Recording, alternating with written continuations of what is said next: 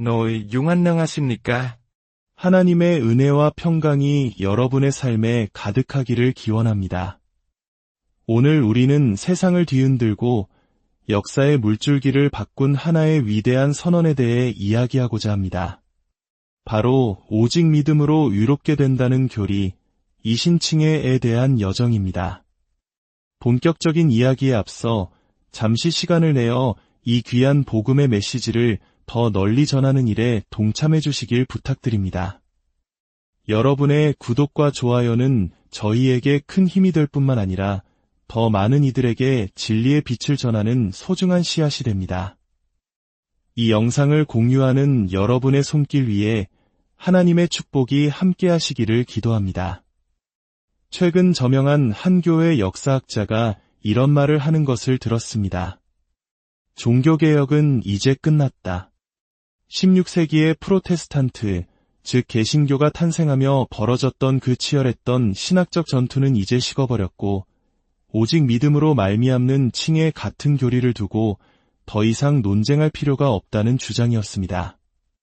과연 그럴까요? 500년 전의 낡은 논쟁이 오늘을 사는 우리에게 정말 아무런 의미가 없는 것일까요? 우리는 16세기 종교개혁이 교회 역사상 가장 깊고 고통스러운 균열을 낳았다는 사실을 기억해야 합니다. 로마 가톨릭과 개신교 진영으로 교회가 나뉜 후 양측의 반목은 때로는 피비린내 나는 참극으로 번졌습니다. 영국 역사상 유일하게 피에 메리라는 끔찍한 별명으로 불리는 군주가 있었던 것도 바로 이 시기입니다.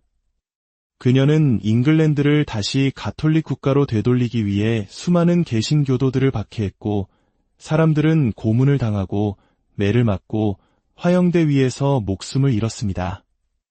왜 그들은 목숨까지 걸어가며 이 교리를 지키려 했을까요?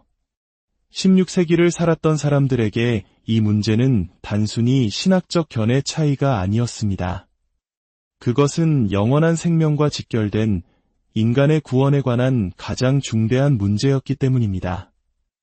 물론 교회는 역사 내내 수많은 논쟁과 분열을 겪어왔습니다.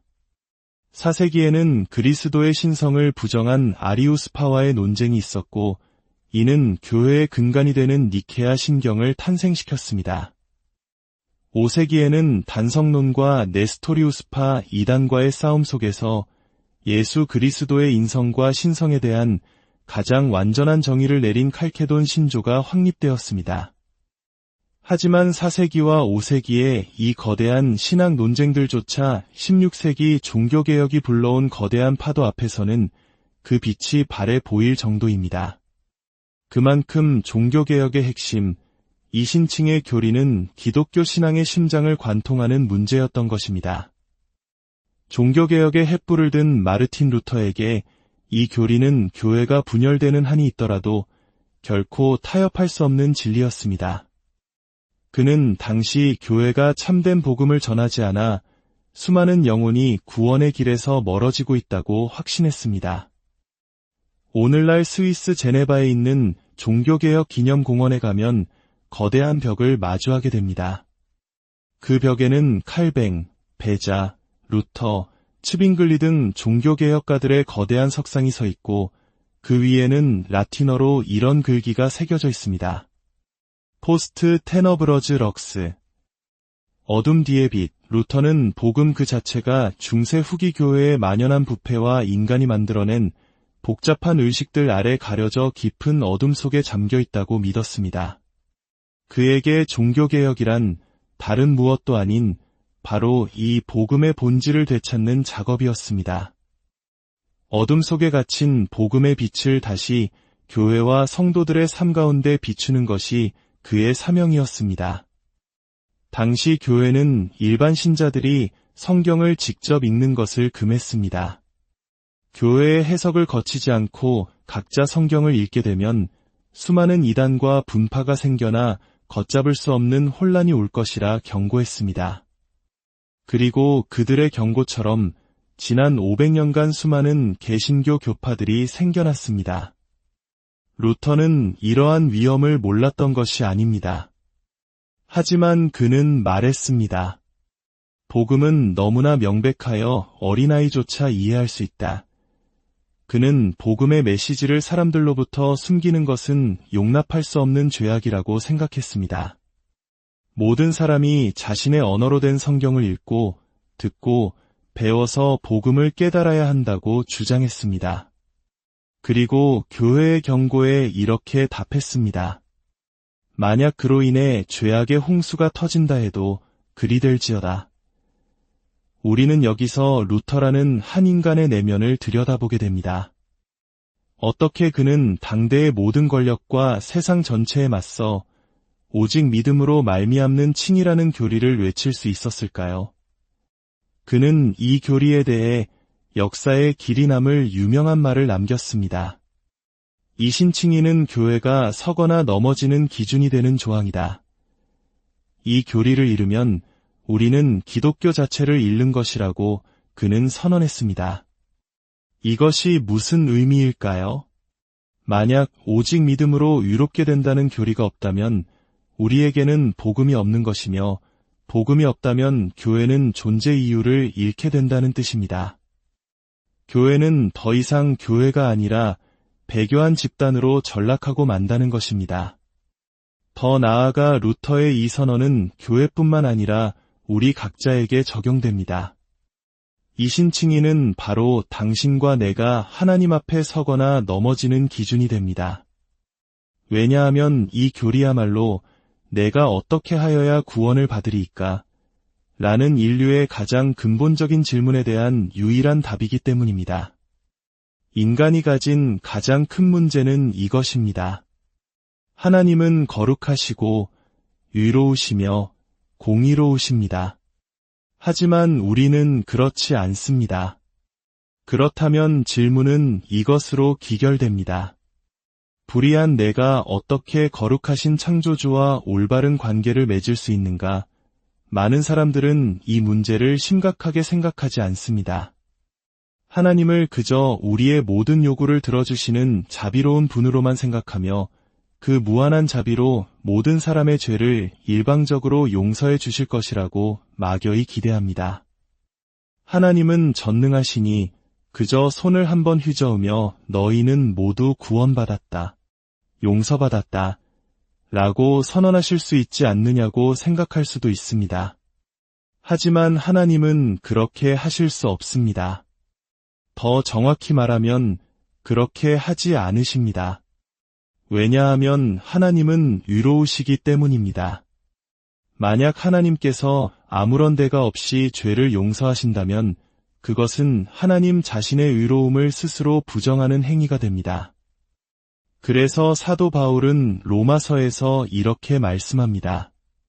하나님께서는 그리스도를 통해 의롭게 되는 길을 마련하심으로써 하나님 자신도 의로우시며 또한 예수 믿는 자를 의롭다 하려 하심이라. 즉 하나님께서는 자신의 공의를 온전히 지키시면서 동시에 스스로는 아무런 의가 없는 우리 죄인들을 구원하시는 길을 예비하신 것입니다.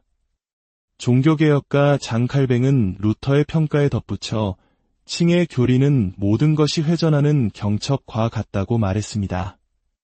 저는 이 비유를 생각할 때마다 문이 이미지를 떠올립니다. 문은 경첩이 있기에 열리고 닫힐 수 있습니다. 칼뱅이 말한 경첩은 바로 구원의 문으로 들어가는 열쇠였을 것입니다. 예수님께서 친히 내가 곧 문이니 누구든지 나로 말미암아 들어가면 구원을 받고 라고 말씀하신 것처럼 말입니다. 칼뱅은 오직 믿음으로라는 말이 사실은 오직 그리스도로 말미암는 구원을 가리키는 것임을 정확히 이해하고 있었습니다. 또 다른 신학자 제2. 패커는 그리스 신화에 나오는 아틀라스의 비유를 들었습니다. 어깨에 온 세상을 짊어지고 있는 아틀라스처럼 이 신칭의 교리는 기독교 신앙이라는 세상 전체를 떠받치고 있다는 것입니다. 만약 아틀라스가 어깨를 으쓱하여 이 교리를 떨어뜨린다면 모든 것이 무너져 내리고 기독교의 다른 모든 진리들도 함께 소멸하고 만다는 것입니다. 루터, 칼뱅, 패커의 이런 주장들이 과장된 표현처럼 들릴 수도 있습니다. 오늘날 어떤 이들은 종교개혁이 단지 오해에서 비롯된 것이었다거나 찻잔 속의 태풍처럼 사소한 문제였다고 말합니다. 하지만 이는 역사를 완전히 무시하는 처사입니다. 16세기 당시 갈라진 틈을 메우기 위한 수많은 토론과 논쟁, 화해의 시도들이 있었습니다. 그러나 모든 노력은 실패로 돌아갔습니다. 왜냐하면 양측의 차이는 상상 속의 것이 아니라 실제적인 것이었고 그 핵심적인 차이는 오늘날까지도 여전히 남아있기 때문입니다. 우리가 여기서 반드시 짚고 넘어가야 할 매우 중요한 오해가 있습니다. 최근 어떤 사람들은 이렇게 주장합니다. 우리는 교리를 믿음으로써 구원받는 것이 아니다. 이신칭이라는 교리를 믿는다고 해서 구원받는 것이 아니다.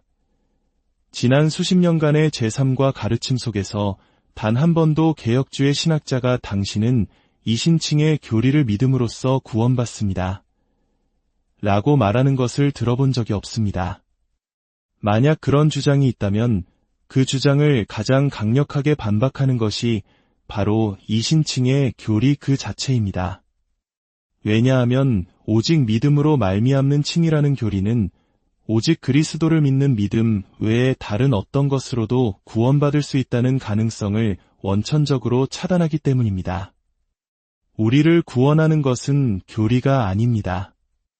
우리를 구원하시는 분은 오직 예수 그리스도이십니다. 이신칭의 교리는 그리스도께서 어떻게 자신의 백성을 구원하시는지를 설명하는 설명서 혹은 지도와 같습니다. 우리의 믿음은 신학 교과서나 신조 혹은 교리가 아니라 살아계신 인격체이신 예수 그리스도 그분을 향해야 합니다. 우리는 지도를 믿는 것이 아니라 지도가 가리키는 목적지이신 그리스도를 믿는 것입니다. 하지만 반대의 경우는 심각한 문제가 됩니다. 만약 당신이 오직 믿음으로 의롭게 된다는 교리를 적극적으로 부인한다면 어떻게 될까요? 그것은 이제 완전히 다른 문제입니다. 왜냐하면 그것은 당신이 오직 그리스도로 말미암아 구원받는다는 사실 자체를 부인하는 것이기 때문입니다. 그리고 그 부인은 당신을 영원한 멸망으로 이끌기에 충분할 수 있습니다. 이것은 16세기 종교개혁 당시 개신교와 가톨릭 양측 모두가 동의했던 부분이었습니다. 그들은 구원의 교리가 우리의 영원한 운명을 결정하는 중대한 문제이며 그리스도에 대해 무엇을 믿는지가 영원한 결과를 낳는다고 믿었습니다. 결론적으로 16세기의 이 논쟁은 결코 찻잔 속의 태풍이 아니었습니다. 이것은 매우 심각한 문제이며 믿음이 사라진 이 시대에야 비로소 사람들이 교리는 중요하지 않다고 말하기 시작한 것입니다. 아무것도 믿지 않는 사람들은 모든 것을 타협할 수 있습니다. 하지만 이 신학은 복음 그 자체에 대한 교회의 이해를 정의합니다. 오늘 우리가 함께 나눈 이 이야기가 여러분의 신앙 여정의 깊은 울림과 도전이 되기를 소망합니다. 교회가 서고 넘어지는 기준, 바로 당신과 내가 하나님 앞에 서고 넘어지는 기준이 되는 이 진리의 말씀이 여러분의 삶을 굳건히 붙드시기를 바랍니다.